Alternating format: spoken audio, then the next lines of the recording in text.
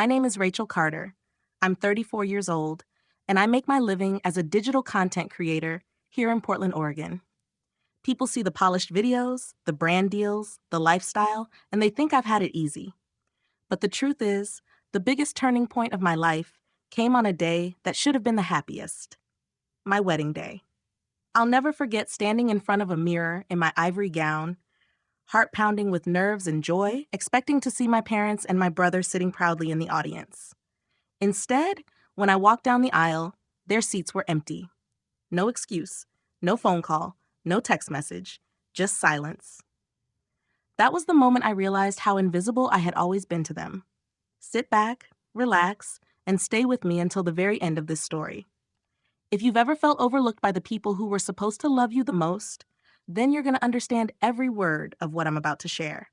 And before I go deeper, don't forget to like this video, subscribe if you want more stories like this, and leave a comment below, because I read them all and your voice matters here. When I tell people my family didn't show up to my wedding, they usually gasp and ask if there was some horrible falling out, some betrayal I hadn't forgiven. But the truth is, even sadder, my family had been absent from my milestones my whole life.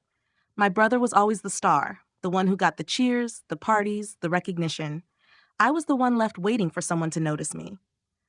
On that day, as the music played and I took each step down the aisle toward Ethan, the man I love, I still held out hope that maybe, just maybe, they'd slip in late. That hope broke with every glance at those empty chairs. And yet, the strangest part is this. As painful as it was, their absence wasn't shocking. It was just the final confirmation of something I had always known but never wanted to admit. I wasn't a priority to them. I never had been. I leaned into Ethan's steady gaze, into the warmth of his family who cheered for us like they'd known me forever. And I promised myself I wouldn't let my parents' silence define me anymore. But still, in the back of my mind, a question haunted me. Why wasn't I enough for them? Have you ever had a moment where you realized your family would never give you the love you'd been waiting for? That night, as the celebration carried on without them, I started to think back to where it all began, to the first cracks in my childhood that showed me just how invisible I really was. And that's where my story truly begins. I grew up in Boulder, Colorado, in a quiet neighborhood that looked like something out of a postcard. Two-story brick houses lined the streets, each with tidy lawns and the occasional basketball hoop in the driveway. From the outside, my family looked like any other middle-class family. My dad, Thomas, was an insurance agent who came home smelling of coffee and aftershave, often glued to football on TV. My mom, Linda, worked long hours as a paralegal at a law office downtown, always juggling paperwork and schedules. And then there was Brian, my older brother, the star of our household, the one who could do no wrong. From as early as I can remember, Brian's accomplishments were center stage, and I was the shadow on the sidelines. When his middle school football team won a championship, my parents threw a barbecue that filled our backyard with neighbors and friends. They strung up streamers in the team colors, ordered a cake big enough for 50 people, and filled the air with laughter. I remember standing near the picnic table, a soda can sweating in my hand, watching everyone clap Brian on the back while Dad beamed and said over and over, "That's my boy." I wore a new yellow dress that Mom had picked out for me the week before, one I thought made me look older, maybe even noticeable. Not a single person mentioned it. I swallowed my disappointment quietly, convincing myself that maybe next time would be different. The next year, it was my turn. I had landed the lead role in the spring play at school, and I poured every ounce of myself into rehearsals. I practiced lines in front of the mirror, imagined Mom and Dad in the front row, smiling and clapping. On opening night, as the curtain lifted, my heart raced. I scanned the audience, desperately searching for their faces. Their seats were empty. I learned later that Brian had a math test the next day, and Mom insisted they stay home to help him study. I stood under the bright stage lights, delivering my lines with a hollow ache inside. The applause at the end felt sharp, like proof that strangers cared more than my own parents ever did. It didn't stop there. At 14, I won a statewide essay contest. I came home with a shiny plaque, proud of myself in a way I hadn't been in years. I rushed to show it to Mom, certain she'd pin it on the fridge, that she'd finally see me. She glanced at it for barely a moment and said, "That's nice, honey," before turning back to finalize preparations for Brian's high school graduation party. That same day, they rented out a banquet hall and invited half the town to celebrate his law school scholarship. Dad gave a toast about Brian's bright future, his voice breaking with pride. I sat quietly in a corner, poking at the dessert on my plate, my plaque resting forgotten in my bag. The contrast was crushing. Every holiday, every milestone, the pattern repeated. One Christmas, Brian unwrapped a brand new red bicycle, gleaming with a bow tied to the handlebars. I tore open my own package to find a sweater 2 sizes too big. Mom brushed it off with a quick, "You'll grow into it," before turning back to watch Brian ride circles in the driveway. I forced a smile, but inside I was breaking. By the time I turned 16, I had learned not to expect anything. Still, some part of me hoped that year would be different. I dropped hints for weeks, dreaming of even a small surprise. On the morning of my birthday, I woke up early, heart racing with anticipation. I sat at the kitchen table waiting. Hours passed. Mom rushed Brian out the door for a law school interview. Dad buried himself in client calls. By dinner time, it hit me. Not one of them had said happy birthday. That evening, they laughed around the table, listening to Brian tell stories about his interview while I ate cold pizza alone in my room. The silence that night was louder than any words could have been. The worst part wasn't the forgotten birthdays or the missed milestones. It was the small, everyday reminders that I was the afterthought. Mom always asked Brian first about his day. Dad never missed a single one of Brian's games, but could not remember the name of my debate team coach. To neighbors, Brian was the Carter family's pride and joy. When someone asked about me, Mom would wave it off with, "Rachel's fine. She keeps to herself." That stung more than anything. I wasn't fine. I was crumbling inside, but I learned to hide it. Even Brian himself wasn't cruel, not exactly. He'd toss me a half-hearted good job when I brought home a report card full of A's, but it felt like pity more than pride. When his girlfriend, later his wife, entered the family, she slipped right into the role of cheerleader for him, hosting dinners in his honor, fawning over his every achievement. When their twins were born, every conversation at family gatherings revolved around them. I existed only when I was useful, like babysitting so they could go out. I used to lie awake at night, staring at the ceiling, wondering what was so wrong with me that I couldn't be loved the way Brian was. I tried to rationalize it. Maybe my parents thought Brian needed them more. Maybe they assumed I was strong enough to manage on my own. But every time they missed another event or brushed me aside, it chipped away at me. I started writing in journals late at night, pouring out my hurt onto the page. I wrote about the school play, about the essay contest, about the birthday that never came. It didn't erase the pain, but it was the only place I felt heard. Those years taught me something I didn't fully grasp then. Each missed moment, each empty seat, each forgotten word was shaping me. The invisibility that crushed me as a child became the fire that would later push me to find my own light. And that's where the turning point came. In the most unexpected place of all, an art class that would change the course of my life forever. It was in high school that I stumbled into the class that would change everything. I hadn't signed up with high hopes. The elective was called Multimedia Art, and to me it just sounded like a filler, an easy way to escape another semester of math or science. On the first day, I walked into the classroom expecting paintbrushes and sketch pads, maybe clay or pastels. Instead, Miss Jensen stood at the front of the room holding an old camcorder. Her eyes were alive, sharp and full of energy, and her voice carried a kind of authority that demanded attention. Art isn't just on canvas, she told us. It's stories, captured in whatever form we choose. And you, each one of you, are storytellers whether you realize it or not.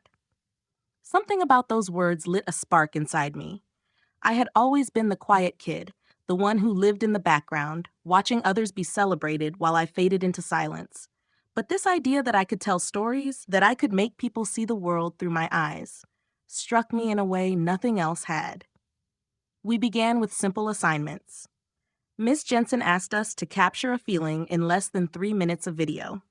I checked out one of the school's bulky camcorders, its strap frayed from years of use, and carried it home like it was some kind of treasure.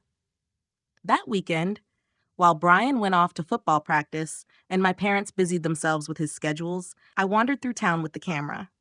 I filmed the way the autumn leaves drifted down Pearl Street, the flicker of the neon signs outside the diner, my dog rolling in the grass. I didn't know what I was doing technically, but I knew how it felt. Each clip I shot carried a piece of me, a whisper of the things I noticed when no one else seemed to. When I pieced it all together on the school's outdated editing software, the result was rough, shaky, uneven. Still, I felt a surge of pride. For the first time, I had created something that felt like mine. I called it Small Moments. Miss Jensen watched it one afternoon after class, leaning forward with a concentration that made me nervous. When the final shot of raindrops on the window faded to black, she looked at me with a quiet smile. "Rachel, you have an eye for this," she said. "You see things other people miss. There's a contest at the community center this month. Submit this. Let others see what you see." The idea of showing my work to strangers terrified me. For years, my family had ignored everything I accomplished, and I had learned to hide my hopes so I wouldn't feel that sting of disappointment again. But Miss Jensen's belief in me gave me courage. I submitted the video. The night of the contest, I sat in the back row of the community center's folding chairs, clutching the program in my hands until the paper wrinkled. One by one, other students sat, videos played on the screen. Clever stop-motion animations, funny skits, polished montages. My stomach twisted. By the time Small Moments appeared, my palms were damp with sweat. The room went quiet. My images filled the screen, simple shots of light, color, and motion, stitched together with music I had found online. I held my breath, convinced no one would care. Then the applause began. It wasn't polite or forced. It was loud, real, alive. My chest tightened, my throat thick. For the first time in my life, I felt seen. When they called my name for first place, I stumbled to the stage, the small trophy trembling in my hands as if it weighed 1,000 pounds.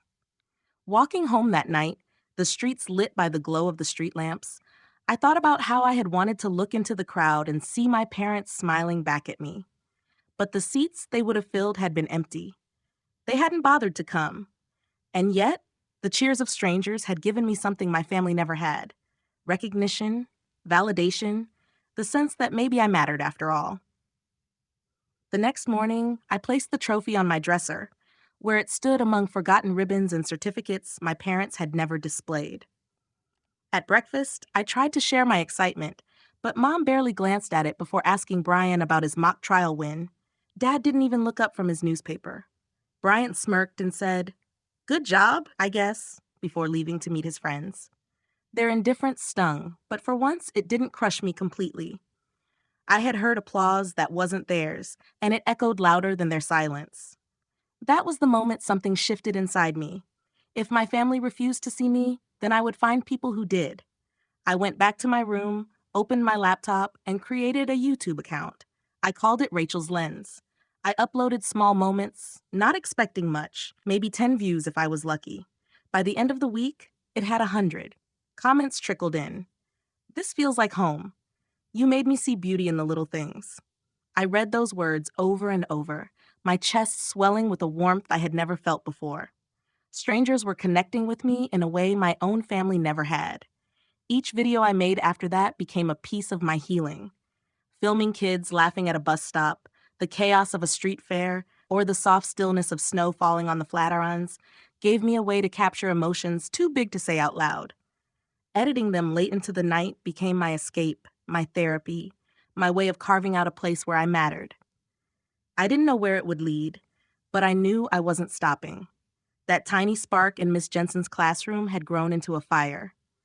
For the first time, I had a voice, and I wasn't going to let it be silenced. What I couldn't have known then was how that little YouTube channel, born from invisibility and ache, would carry me further than I ever imagined.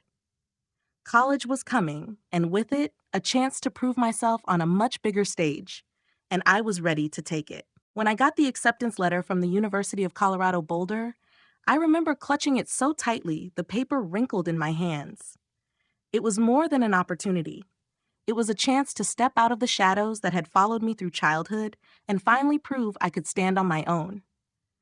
The scholarship covered part of my tuition, but the rest was up to me. That meant loans, a part-time job, and late nights where exhaustion sat heavy on my shoulders. My days quickly fell into a rhythm. Mornings began behind the counter at a small coffee shop near campus, steaming milk for lattes while scribbling video ideas on the back of order tickets. Afternoons were swallowed by lectures and readings, professors droning about communication theory and digital media trends. Evenings belonged to my editing desk, a secondhand laptop that wheezed and groaned under the weight of every project I tried to cut. Some nights, I would fall asleep with headphones still in, the glow of the screen casting pale light across my dorm walls. I didn't complain. For the first time, I was chasing something that was mine alone. My YouTube channel, Rachel's Lens, grew slowly, subscriber by subscriber. At first, it was dorm life montages and skits about exam stress, nothing groundbreaking, but enough to pull in a few thousand views. Each comment from a stranger felt like oxygen. This made me laugh. This looks exactly like my campus. Little affirmations that reminded me I wasn't invisible anymore. It was during my sophomore year that I met Professor Andrew Blake. He taught digital storytelling, a man with restless energy who paced the lecture hall like he was trying to shake ideas out of the walls. One afternoon, he screened one of my short pieces, a 2-minute video set to lo-fi beats, capturing the late-night chaos of study sessions in the library. I sat stiff in my chair, half expecting the class to laugh or dismiss it. Instead, Blake leaned on his desk and said, "This has soul. Rachel, you're not just creating content, you're speaking to people." Those words rooted themselves deep inside me. Someone saw me, not just for the surface-level jokes or aesthetics, but for the way I told stories. Blake became more than a professor. He became a mentor. He pushed me to refine my work, to think not just about what I was showing, but why it mattered. By junior year, Blake invited me to join a national competition, a project backed by a major nonprofit. Teams from across the country were tasked with creating campaigns to raise awareness for mental health. I was chosen to lead a group of 4 students, and suddenly my life was a whirlwind of storyboards, interviews, and sleepless nights. We decided to focus on short 1-minute clips, weaving together student voices, candid interviews about anxiety and pressure, subtle animations layered with raw honesty. I remember nights sitting cross-legged on the floor of the media lab, eyes burning from staring at the editing timeline for hours, hands trembling from too much coffee. Every cut felt like life or death. Would this clip resonate? Would the message land? Doubt clawed at me constantly, whispering that maybe I wasn't good enough, that my family had been right to overlook me all those years. But then I would replay a snippet of an interview, a student saying, "I thought I was the only one who felt this way," and I knew I couldn't stop. When we finally submitted our project, I could barely look at the screen. The email announcing we had won came a week later. First place, $10,000. A feature on the nonprofit's national platform. I sat frozen in my dorm room, staring at the words, unable to breathe. Then the tears came, hard and hot. For once, I wasn't overlooked. My work had mattered, and people had chosen me. At the awards ceremony in Chicago, I held the glass trophy, my name printed in bold letters across the program. Strangers congratulated me, telling me how powerful our campaign had been. I stepped outside into the chilly night air, dialed my mother's number with trembling hands, and waited. When she answered, I spilled the news, expecting maybe, just maybe, she'd finally sound proud. Her response was flat. "That's nice, honey. Did I tell you Brian's closing a big case this week?" The ache in my chest spread until I thought it might consume me. Even in the face of success, I was still invisible to them. I hung up quickly, clutching the trophy tighter, promising myself I would never let their neglect define the value of what I had achieved. That night, as I looked out over the city skyline, I understood something I had always been too afraid to admit. My family would never give me the validation I craved. But maybe I didn't need it anymore. My worth had already been proven in the applause of strangers, in the mentorship of people who believed in me, in the stories I was learning to tell. What I didn't know then was that this was only the beginning. Graduation was around the corner, and with it, a leap into the unknown. The safety net of college would vanish, and I would be left to build a life entirely on my own.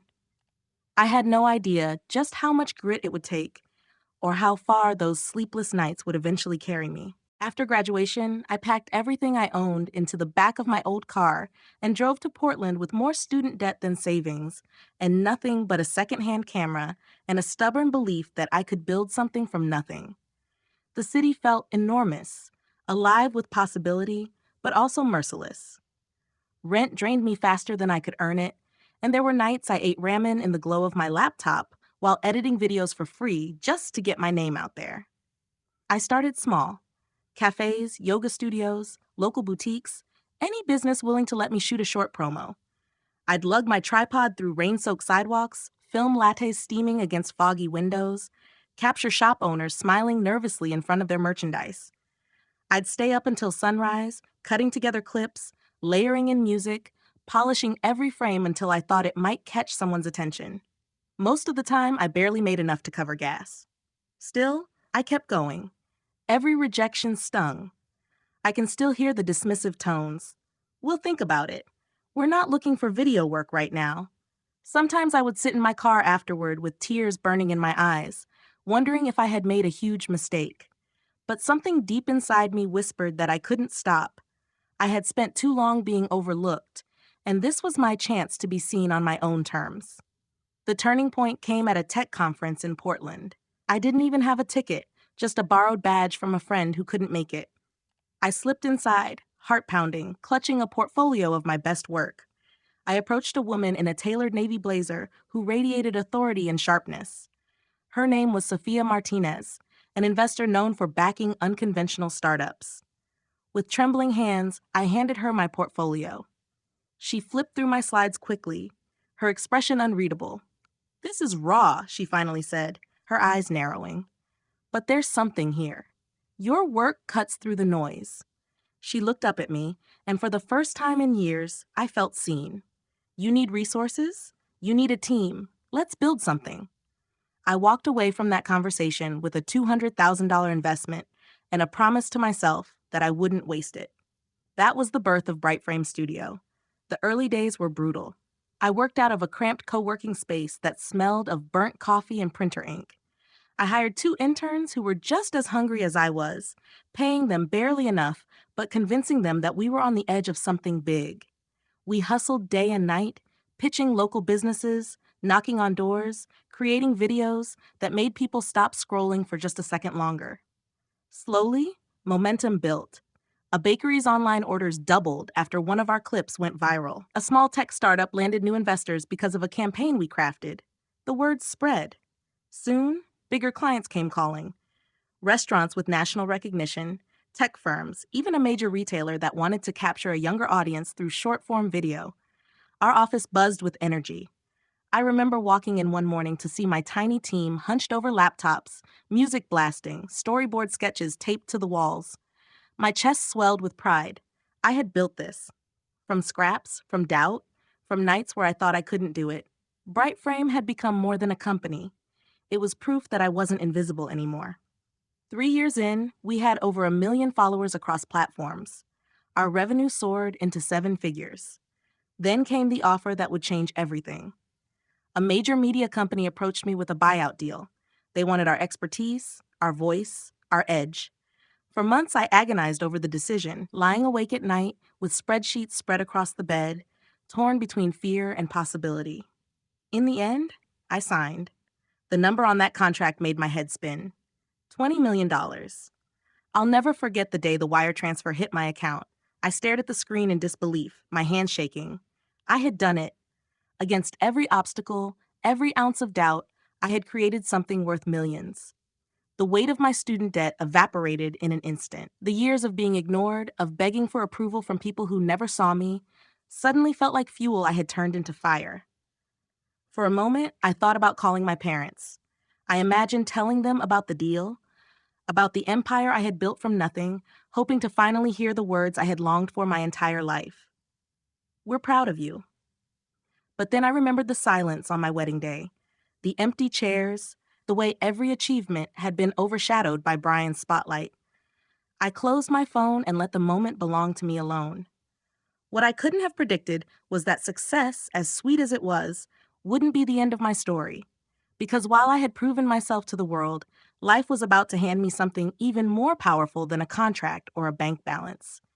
And it would come in the most unexpected way, through love. I first saw Ethan Miller on an ordinary Tuesday morning in a coffee shop downtown. I was hunched over my laptop, editing a video with my headphones on, exhausted after another all-nighter at Bright Frame. The place was crowded, but when he walked in, I noticed him instantly.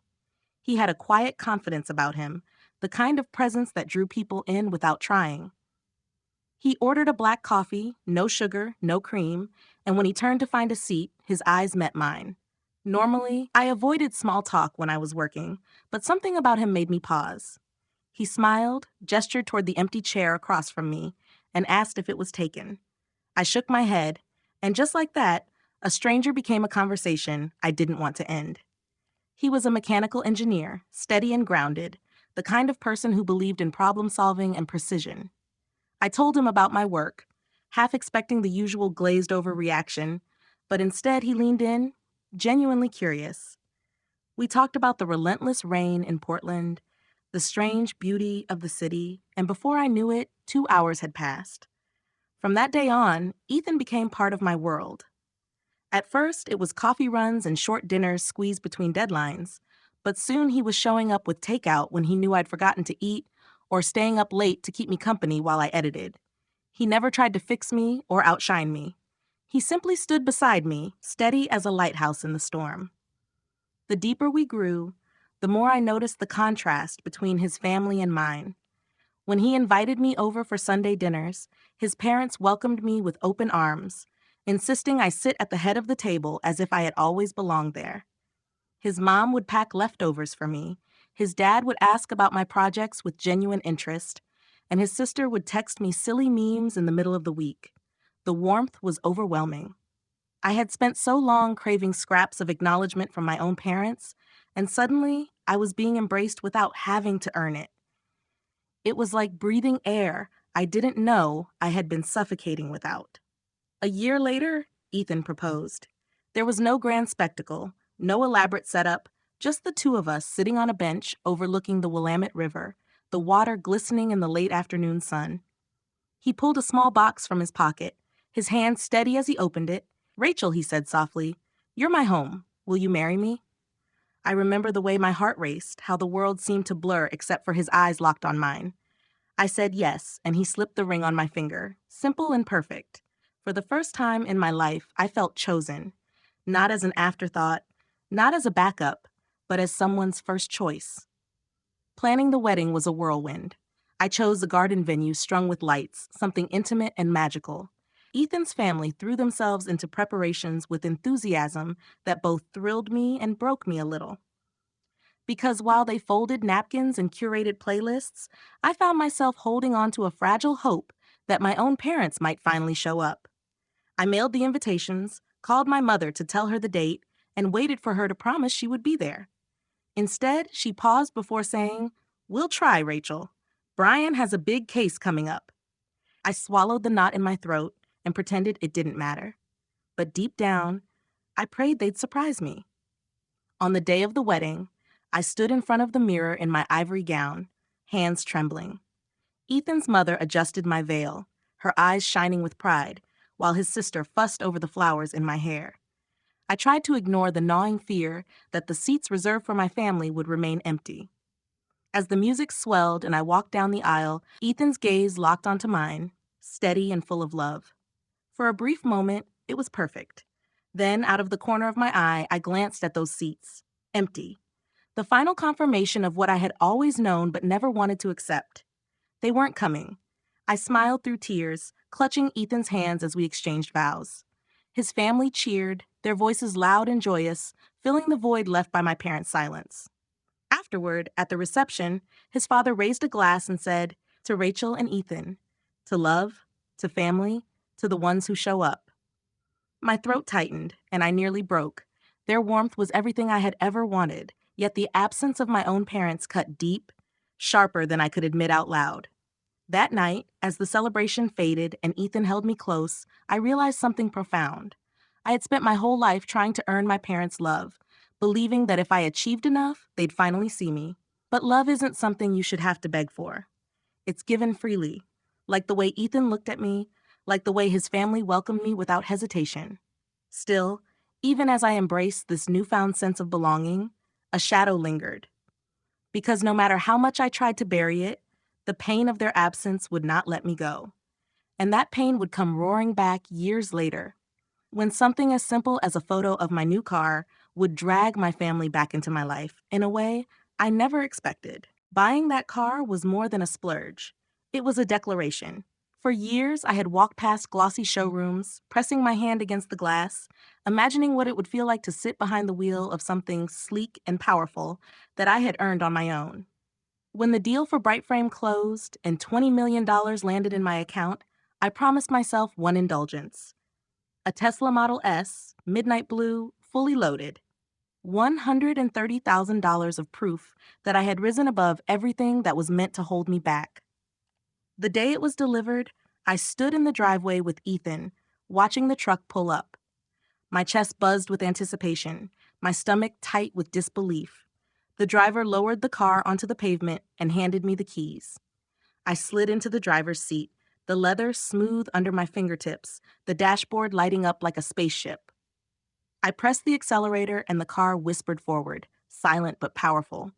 For the first time in my life, I felt untouchable. That evening, I parked the car in front of our house, the fading sunlight glinting off its polished surface, and I snapped a photo. I uploaded it to Facebook with a short caption, nothing boastful, just a moment I wanted to share. Then I set my phone aside, expecting nothing more than a few likes from friends. Days passed. My phone stayed quiet. Then, out of nowhere, the call came. My mother's number flashed on the screen, a sight so unfamiliar it felt almost foreign. My chest tightened, my hand trembling as I swiped to answer. Her voice was clipped, sharp, the kind of tone she used when something was serious. "Rachel, we saw your car. We need to talk. Family meeting. Tomorrow." The words echoed in my head long after the call ended. Family meeting. The phrase sounded absurd after years of silence, after birthdays forgotten, graduations ignored, a wedding skipped without so much as an apology. They hadn't called when I won awards, when I launched my company, when I sold it for millions. But a car? That was enough to bring them out of hiding. I sat at the kitchen table that night with Ethan, the phone heavy in my hand. My thoughts tangled between anger and dread. "You don't have to go," he said softly, placing his hand over mine. "They don't get to demand anything from you now." But I knew I would go, not because I owed them, but because part of me needed to see it through. I needed to stand in front of them and finally say the things I had swallowed for decades. This wasn't about money. This was about reclaiming the voice I had been denied. The drive to Boulder the next morning felt endless. The Tesla hummed beneath me, smooth and effortless, but my knuckles gripped the wheel until they turned white. Every mile carried me closer to the house I had once called home, the house where I had spent nights praying to be noticed, where every wall held memories of silence louder than any argument. When I pulled up to the driveway, the sight of the old brick house nearly stole my breath. It looked the same, almost eerily so. The neatly trimmed lawn, the basketball hoop still rusting in the corner, the front porch light that flickered faintly in the afternoon sun. Nothing had changed, and yet everything had. I sat in the car for a long moment, staring at the front door, rehearsing what I would say. My pulse raced, my chest tight, but beneath the fear was a simmering strength I had never felt before. This wasn't the little girl hoping for approval. This was a woman who had built her own empire, who had been forced to carve out a place in the world when her family wouldn't give her one. Finally, I stepped out of the car and walked up the path, every step echoing with years of unspoken words. I rang the bell, and within seconds the door creaked open. My father stood there, expression neutral, as though no time had passed at all. "Rachel," he said evenly, nodding once. "Good to see you."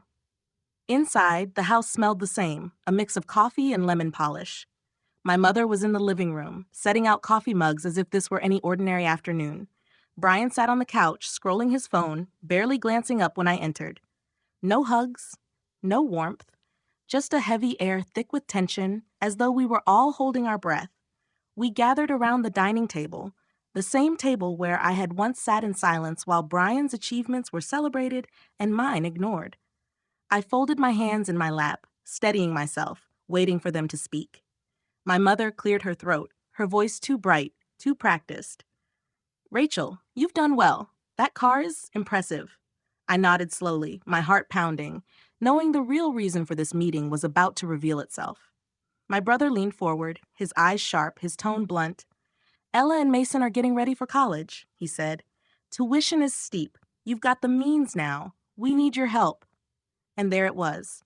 Not pride, not reconciliation, not love. Just need. Just money. I sat back in my chair, the weight of their words pressing down on me, but something inside me had shifted. For the first time in my life, I wasn't afraid of their disappointment. I was ready to face them. And as I drew in a deep breath, steadying myself for the confrontation I had avoided my entire life, I knew this moment would define everything that came next. The moment the words left Brian's mouth, the air in that dining room shifted.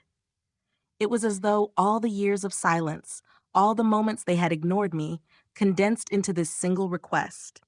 Help pay for his kids' tuition, as if I was nothing more than a wallet they could dip into when convenient. My mother folded her hands neatly on the table, her eyes avoiding mine, while my father leaned back in his chair with a look of expectation. None of them seemed to recognize the weight of what they were asking, or maybe they just didn't care. I sat there, my pulse hammering in my ears, and for a moment I couldn't speak. The little girl inside me wanted to shrink away, to let them talk over me as they always had. But something inside had hardened over the years. I thought about every empty seat at my school plays, every ignored trophy, every forgotten birthday. I thought about standing at the altar on my wedding day and seeing nothing but absence where family should have been. And now, after years of silence, the first words they chose to give me were not, "We're proud of you," or "We missed you." It was, "You owe us." I leaned forward, my voice low but steady. "You want to talk about family? Where were you when I graduated? When I won awards? When I walked down the aisle on my wedding day?" My mother shifted uncomfortably, eyes fixed on the tablecloth. "We were busy, Rachel," she said softly, almost rehearsed. "You know how much Brian had going on, his case." I cut her off with a sharp laugh, bitter and raw. "Busy? That's your excuse? You were busy for my entire life. Busy when I needed you to clap for me. Busy when I begged you to just show up. But now that you see a Tesla in my driveway, suddenly I'm family again?" Brian rolled his eyes and leaned back, arms crossed. "Don't make this dramatic. We're just asking for help. That's what families do. They step up." The words hit me like a slap, not because they hurt, but because of how shameless they were. My father nodded in agreement, his tone clipped and businesslike. "He's right. You've got millions. What's a little for your niece and nephew?"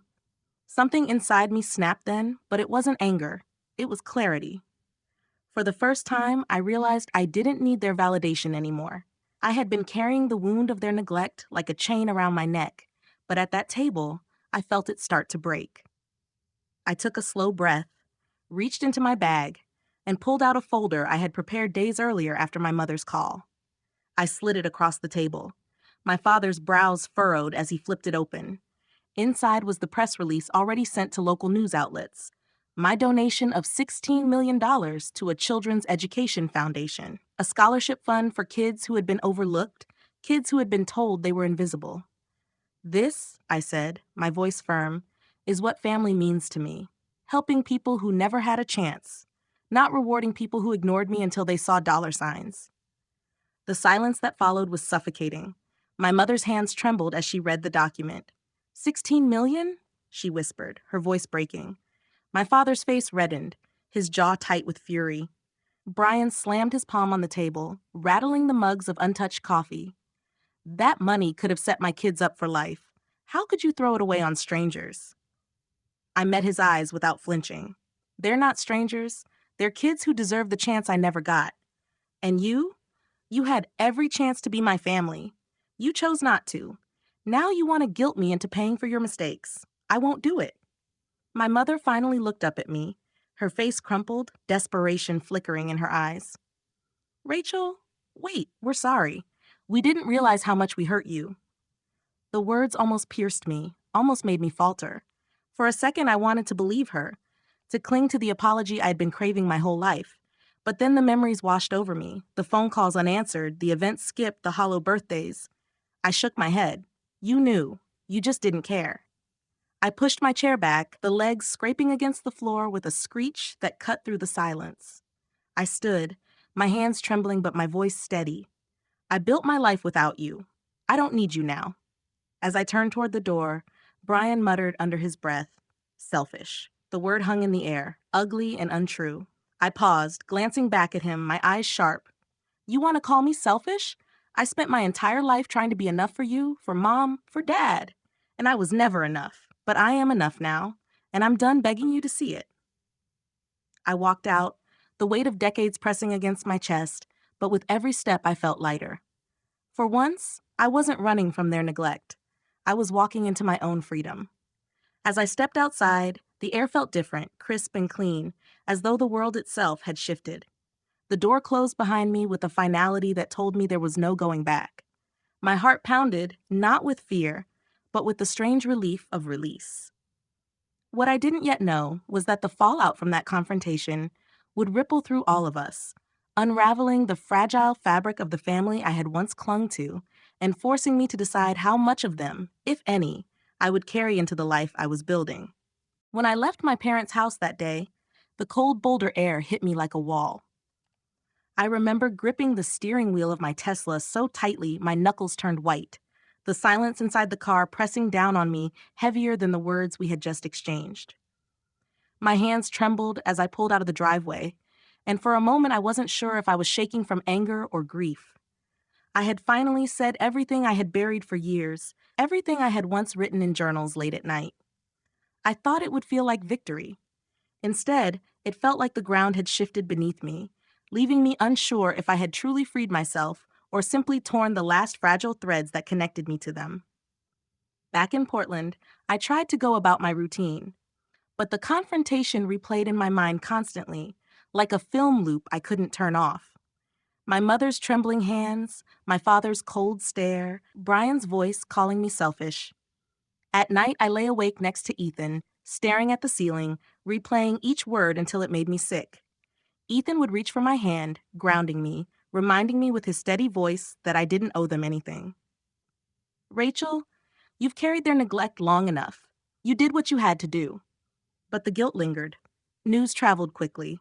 A mutual friend from Boulder sent me a message saying Brian had lost his house. The bank foreclosed not long after the meeting.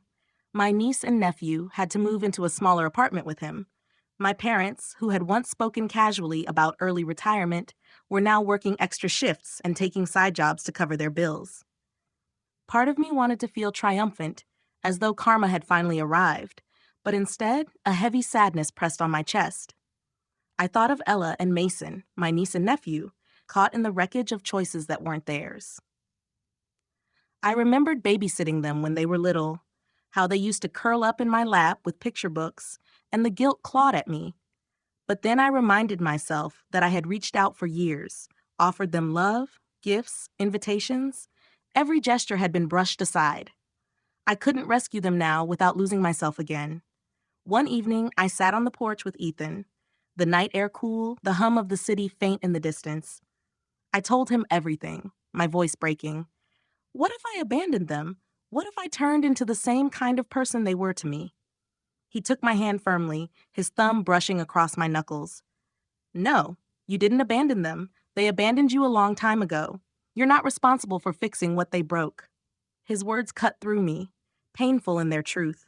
I wanted to argue, to cling to the idea that maybe there was still something worth saving. But deep down, I knew he was right. So I made the hardest decision of my life. I blocked their numbers, deleted their emails, unfollowed them online. I carved them out of my daily existence piece by piece, even though it felt like carving away a part of myself. Cutting off your family isn't clean. It isn't quick. It's a series of moments where grief collides with relief, where you question if you've gone too far, where you wake up in the middle of the night with tears on your face because even toxic love is still love you once longed for. But the more space I created, the more I realized how necessary it was. My chest felt lighter. My days became clearer. I no longer jumped when my phone buzzed, bracing myself for a guilt-laced voicemail or a demand disguised as a plea. For the first time in years, I felt free to focus on the life I was building with Ethan, on the future that didn't include waiting for their approval. And yet, the fallout didn't stop. People talked. Family friends from Boulder called me cold. Old neighbors whispered that I had turned my back on the people who raised me. I even got an email from an old teacher saying she was disappointed in me, that no matter what, family was family. I deleted it, but the words stung. Because the truth is, society doesn't understand what it's like to be erased in your own home. They don't see the birthdays forgotten, the graduations skipped, the empty seats that scar you for life. They only see the dramatic ending, not the years of silence that came before. What saved me was Ethan, his unwavering steadiness, and the family he brought me into. His parents called every week to check in, sometimes for no reason other than to say hello. His sister sent me recipes, photos of her kids, and memes that made me laugh until my stomach hurt. Their warmth filled the hollow spaces inside me. It didn't erase the pain of my own family, but it proved that love doesn't have to come from blood to be real. As the months passed, I threw myself into something new. I partnered with the very foundation I had donated to, volunteering my time, mentoring kids who reminded me so much of myself at that age. Kids who were overlooked, forgotten, invisible in their own homes. Standing in classrooms, talking to them about storytelling and creativity, I saw sparks in their eyes, the same spark I had once felt in Miss Jensen's art class. Each thank you, each hug, each whispered, "You made me believe I can do this," stitched together the pieces of me that had been torn apart by neglect. Breaking free wasn't just about cutting ties. It was about reclaiming my life, my voice, and giving to others what I had always needed. What I didn't yet realize was that this new chapter of mentorship and purpose would carry me further than I ever imagined, leading me to redefine not just what family meant, but what legacy I wanted to leave behind. Looking back now, I see my life as a series of empty chairs and unexpected doors. Every moment my family failed to show up carved out a space that felt unbearable at the time, but those absences forced me to find strength I didn't know I had. They pushed me to create, to build, to love fiercely when I finally found people who chose me. What once felt like abandonment has transformed into clarity. My worth was never supposed to be measured by their recognition. It was something I had to uncover within myself. The irony is that the pain I carried became the very fuel that led me to success, and more importantly, to purpose. By pouring myself into storytelling and later mentoring kids who felt invisible, like I once did, I discovered a kind of healing that money could never buy. Watching their eyes light up as they realized their own potential reminded me of the girl I used to be, the one scribbling dreams into journals in a dark room. If I could go back and whisper to her, I would say, "They may never see you, but that doesn't mean you're not worth seeing." What I've learned is this: family isn't defined by blood, it's defined by presence. It's the people who show up, who cheer for you, who make you feel like you belong without conditions. Sometimes that means building a chosen family, and that is just as real, just as powerful. Cutting ties with those who constantly wound you isn't cruelty. It's an act of survival, and it creates space for love that is genuine. If you've been overlooked, ignored, or made to feel small by the very people who were supposed to lift you up, know this: you are not invisible. Your voice matters. Your story matters. And sometimes the most powerful legacy you can leave is not the one you inherit, but the one you create from the ashes. If my story resonated with you, please like this video, subscribe for more, and share your own experiences in the comments below. I read every single one because your stories remind me we are never truly alone in this. So I'll leave you with this question: what kind of legacy do you want to build? And who are the people you choose to call family along the way?